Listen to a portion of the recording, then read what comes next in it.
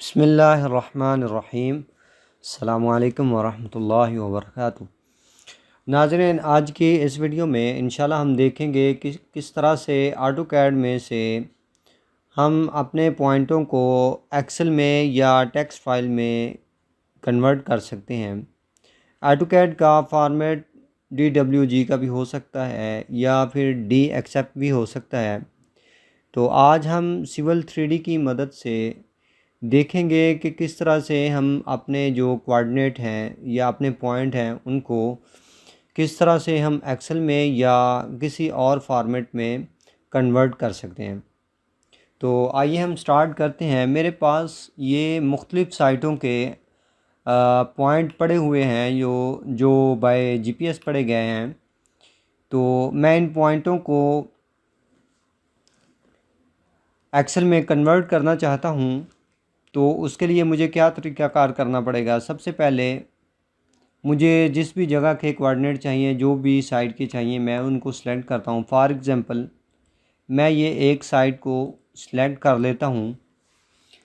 तो मैं इनको Ctrl+C की मदद से भी कॉपी कर सकता हूँ या फिर मैं अपने माउस की मदद से राइट क्लिक करता हूँ और क्लिपबोर्ड पे आकर यहाँ पर ये कॉपी का ऑप्शन मौजूद है। मैं यहाँ से इसको क्लिक करता हूँ और कॉपी कर लेता हूँ। मैं यहाँ से एक और न्यू ड्राइंग क्रिएट करता हूँ, एक न्यू फाइल क्रिएट कर लेता हूँ। आप इसको Ctrl+N की मदद से भी क्रिएट कर सकते हैं या फिर यहाँ पर ये एक आइकन बना हुआ है, आप इसकी मदद से भी क्रिएट कर सकते हैं या फिर इस प्लस के निशान पर आप क्लिक करेंगे तो तब भी एक न्यू ड्राइंग क्रिएट हो जाएगी। मेरी एक न्यू ड्राइंग क्रिएट हो चुकी है। तो अब मैं अपने माउस की मदद से राइट क्लिक करता हूँ। राइट क्लिक करके मैं इस क्लिपबोर्ड पे फिर दोबारा से आ जाता हूँ और ये सबसे नीचे ऑप्शन मौजूद है पेस्ट टू ओरिजिनल कोऑर्डिनेट्स। तो मैं इस पे आके क्लिक कर देता हूँ। इस पे क्लिक करने के बाद मेरे जो पॉइंट्स थे वो मेरे इस न्यू ड्राइंग में आ चुके हैं। तो अब मैं उनको अपने सामने लाने के लिए या जूम करने के लिए मैं 3 मेथड यूज़ कर सकता हूँ। यानी मैं अपने माउस की मदद से जो माउस के सेंटर में एक व्हील बना होता है, मैं उसको डबल क्लिक करूँगा तो तब भी ये जो पॉइंट हैं ये मेरे सामने आ जाएंगे। या फिर मैं अपने कीबोर्ड की मदद से Z इंटर A इंटर करूँगा तो तब भी ये मेरे सामने आ जाएंगे। यानी जितने भी पॉइंट हैं वो जूम ऑल होके मेरे सामने आ जाएंगे। या फिर मैं Z इंटर E इंटर करूँगा तो वो तब भी मेरे सामने आ जाएंगे। तो जो पॉइंट थे वो जूम होकर मेरे सामने आ चुके हैं।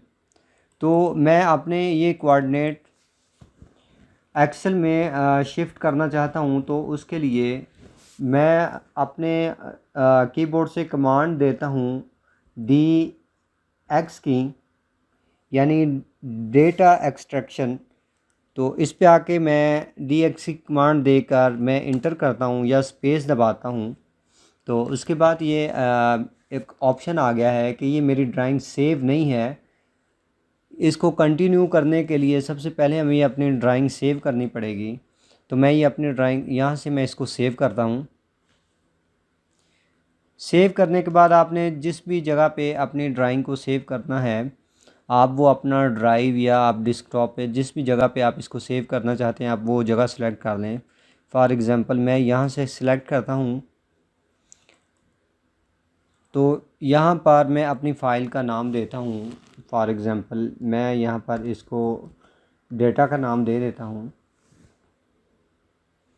और इसको मैं सेव कर देता हूँ।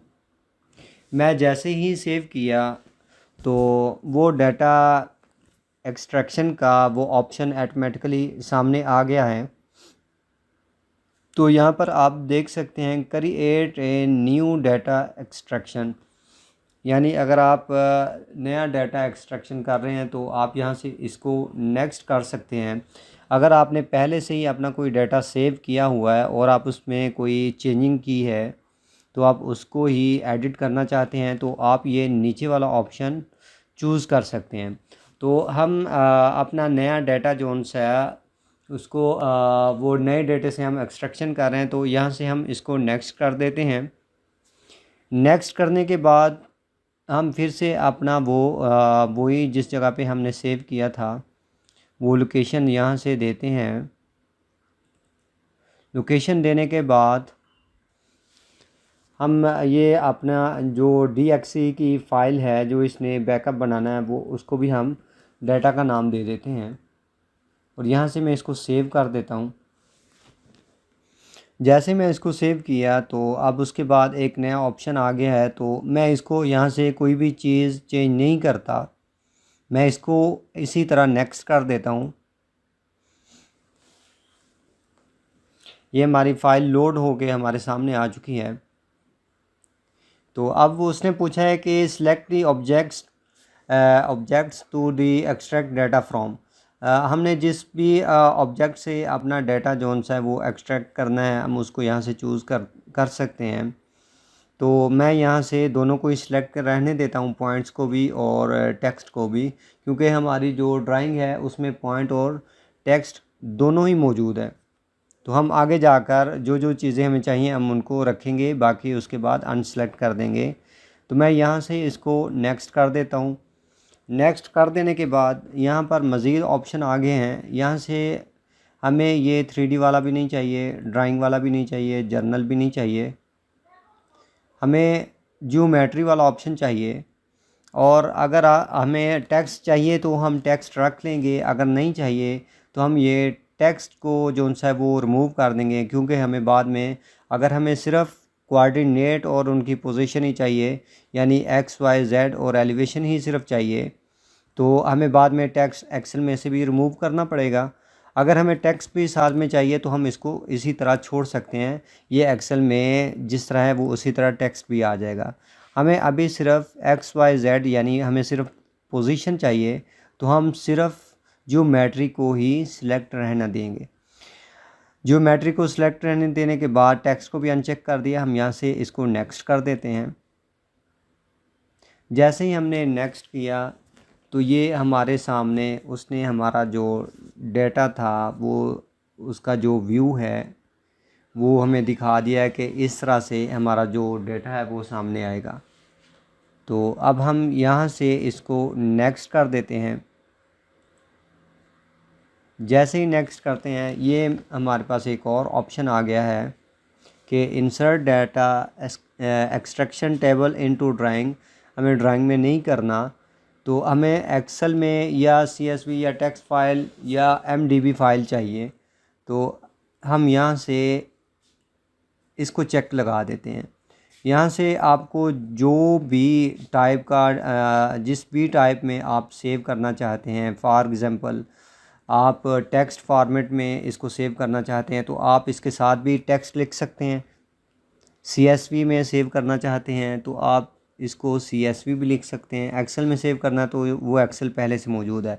अगर आप यहाँ से एडिट नहीं करना चाहते तो आप यहाँ से आकर ये जो 3 नुक्ते बने हुए इस पर आप क्लिक करेंगे तो यहाँ से फाइल्स ऑफ टाइप पे आएंगे, तो यहाँ से भी आप आकर अपना फॉर्मेट सिलेक्ट कर सकते हैं। इसको सिलेक्ट करने के बाद मैं यहाँ से अपनी जो लोकेशन है जिस जगह पे मैंने इसको सेव करना है वो भी सिलेक्ट कर लेता हूँ। हमने अपनी फ़ाइल AutoCAD सिविल में सेव की थी, तो यहाँ पर आकर मैं इसको सेव कर देता हूँ। सेव करने के बाद मैं इसको नेक्स्ट करता हूँ और नेक्स्ट करने के बाद मैं इसको फिनिश पे क्लिक कर देता हूँ। मैंने फिनिश पे क्लिक किया। अब हमारा जो डेटा है वो कन्वर्ट होकर एक्सेल में हो गया है। तो अब हम चेक कर लेते हैं अपने डेटे को। तो यहाँ पर आप देखेंगे कि जो हमने सबसे पहले डाटा के नाम से जो ड्राइंग सेव की थी वो भी मौजूद है, बैकअप भी मौजूद है, और जो एक्सेल हमने जो किया था वो भी मौजूद है। अब हम इसको खोल कर देख लेते हैं किस तरह से हमारा एक्सेल के जो पॉइंट्स हैं वो किस तरह से आ गए हैं।